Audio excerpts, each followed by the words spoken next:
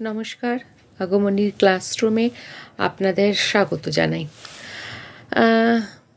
আজকের বিষয় একটু অন্যরকম, সেটি হলো লজ্জা। লজ্জা কি?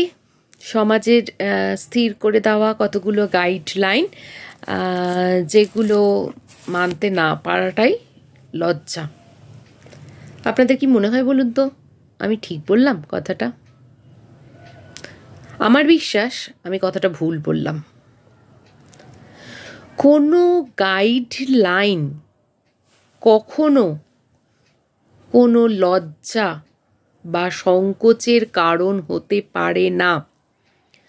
কোনো শাস্ত্র, উপনিষদ, বেদ, বিশ্বাস করুন, আমি পড়ে কথা বলছি, কোথাও কোনো লজ্জা বা সংকোচের কোনো গাইডলাইন নেই। এটা আমাদের সমাজের কিছু লোক তাদের নিজেদের সুবিধার্থে কিছু নির্দিষ্ট লজ্জা বা সংকোচের একটা গাইডলাইন তৈরি করেছে, এবং অধিকাংশটাই মেয়েদের ওপর চাপিয়ে দেওয়া হয়েছে। মেয়েরা যেহেতু সফট টার্গেট, তো ওদের ঘাড়ে চাপিয়ে দেওয়া হয়েছে। ছেলেদের জন্য খুব সামান্যই রাখা হয়েছে। যত খারাপ সবটাই মেয়েদের জন্য, ছেলেদের জন্য সামান্য। কারণ শ্রেষ্ঠ জীব কি না ওরা। আমি কিন্তু কোনো নারীবাদী কথা বলছি না, কারণ যে ভাইরা দেখছেন তারাও আমার ভীষণ আপন। আমি তাদের দিকে আঙুল তুলছি, সমাজের সেই খারাপ মানুষগুলোর দিকে যারা এই রকম বিষয়টা তৈরি করেছেন। আমি সেই খারাপ মানুষগুলোর দিকে আঙুল তুলছি।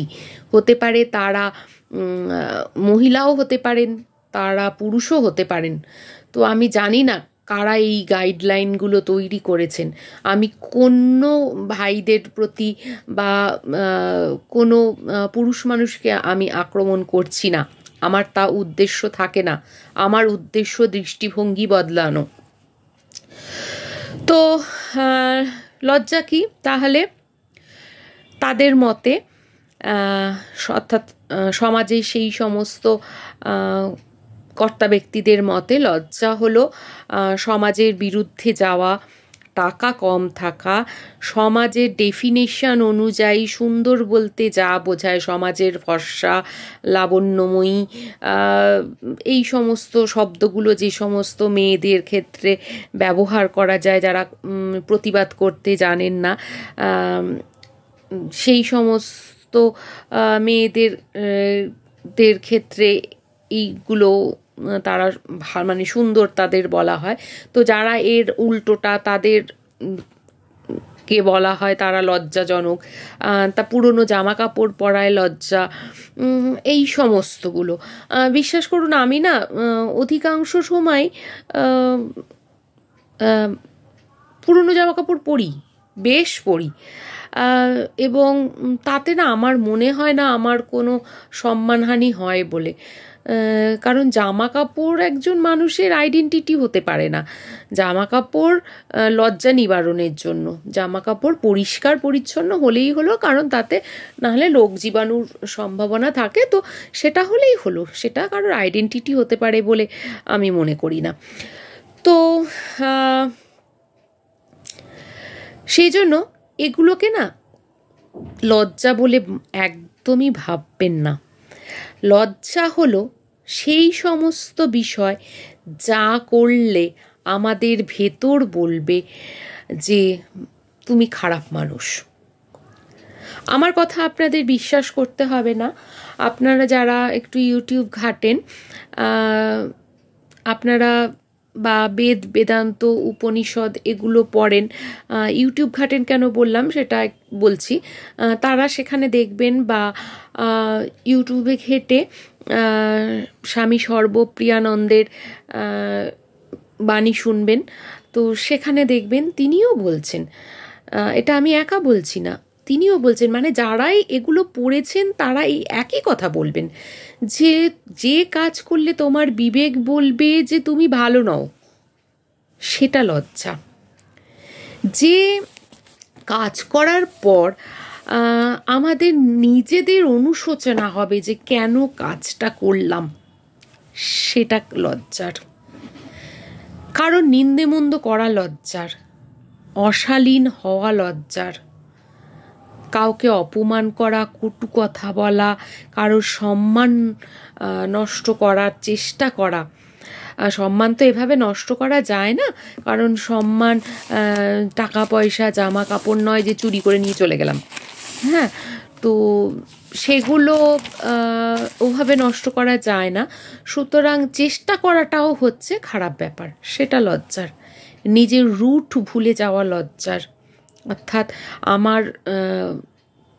আমি কোথা থেকে উঠে এসেছি, আমার ঐতিহ্য কী, সেটা ভুলে যাওয়া লজ্জার। নিজের কর্তব্য ভুলে যাওয়া লজ্জার। কাউকে ভালোবাসতে না পারা লজ্জার। ক্ষমা করতে না পারা লজ্জার। আর এই সমস্ত গুণগুলো, ভালোবাসতে না পারা, ক্ষমা করতে না জানা, হ্যাঁ, বা যারা এই নিন্দা মন্দন করেন, নিজের রুট ভুলে গেছেন, কাউর সাথে অশালীন মন্তব্য আচরণ এই সমস্ত করেন, আপনি সমাজে স্থির করে দেওয়া গাইডলাইন অর্থাৎ তার বিরুদ্ধে গিয়ে সমাজের ভাষায় নির্লজ্জ হয়ে তাদের দিকে করুণভাবে তাকাতে পারেন। কারণ নির্লজ্জ তারা, আমরা নই। আমরা এর ব্যতিক্রমী। আমরা যারা ভালোবাসতে পারি, ক্ষমা করতে পারি, আমরা যারা আমাদের রুট জানি, আমরা যারা কর্তব্যপরায়ণ, আমরা যারা নিন্দে মন্দ অশালীন আচরণ এই সমস্ত করি না, তারা হচ্ছি আমরা প্রকৃত মানুষ। বাকি যা অন্যদের লজ্জা পাওয়া উচিত বা তাদের নির্লজ্জ বলা উচিত, বা লজ্জা নেই তাদের বলা উচিত। তাই সেই সমস্ত মানুষকে একদম বাদ দিয়ে দিন, ইগনোর করুন, করুণার দৃষ্টিতে দেখুন। যাদের অর্থ নেই তারা নিজেদের করুণ ভাববেন না, কারণ আপনার অন্যান্য অনেক মানবিক গুণ আছে যেগুলোর জন্য আপনি অনেকের থেকে মহান। যাদের টাকা আছে তারা হয়তো সেই মানবিক গুণগুলো ধারণ করেন না। তো যাদের টাকা আছে তারাই খারাপ, আমি একথা বলছি না, কিন্তু আবারও বলছি দৃষ্টিভঙ্গি পাল্টাতে হবে। যারা টাকা নিয়ে বসে আছেন অথচ অমানবিক কাজ করছেন, তারা খারাপ, তারা লজ্জিত হন, তাদের দিকে করুণার চোখে তাকান। আপনার কাছে টাকা নেই বা নতুন জামা নেই বলে আপনি একদম লজ্জিত হবেন না। তাই সমাজের তৈরি করা লজ্জা ভেঙে বেরিয়ে আসুন এবং সমাজের ভাষায় নির্লজ্জ হয়ে বলুন যে আমরা আমাদের মানবিক গুণগুলো বাড়িয়েছি, আমরা আমাদের মতো করে জীবন কাটাচ্ছি, আমরা কারোর ক্ষতি করব না, কাউকে অপমান করব না, এবং কেউ বিপাকে পড়লে তাকে সেখান থেকে তুলে নিয়ে আসবো।